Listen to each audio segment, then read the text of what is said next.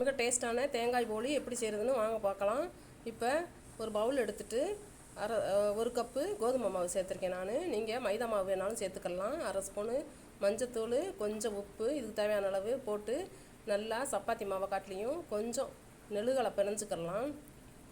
தண்ணி தேவையான அளவு ஊற்றி பிசைஞ்சாச்சு. இப்போ 2 ஸ்பூனு எண்ணெய் இது கூட சேர்த்துட்டு நல்லா அப்ளை பண்ணி எல்லா பக்கமும் மாவில் எல்லா பக்கமும் படுற மாதிரி நல்லா அப்ளை பண்ணிவிட்டு இதை ஒரு 1/2 hour மூடி வச்சிடலாம். ஒரு தட்டை போட்டு மூடி வச்சுட்டு அது பிறகு நம்ம எடுத்து இதை தேய்ச்சோம்னா நல்லா சூப்பராக வரும். கொஞ்சம் ஊறி இருக்கும். அதனால் அது 1/2 hour கழித்து செய்கிறோம்.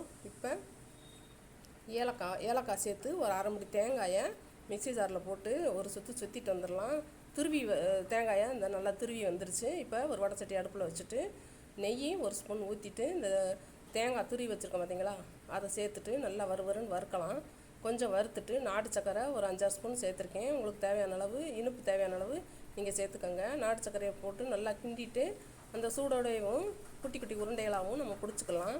இது உள்ள போலிக்கு பூரணம் வைக்கிறதுக்கு நம்ம ரெடி பண்ணுறோம். இப்போ குட்டி குட்டி உருண்டையாகவும் அந்த போலிக்குள்ளே வச்சு நம்ம ரெடி பண்ணலாம், ஸ்டப்பிங் வச்சு. இப்போ அந்த கோதுமை மாவு ஊறி வந்துருச்சு. அரை மணி நேரம் ஆயிடுச்சு. இப்போ அழகாக வந்திருக்கு பாருங்கள்.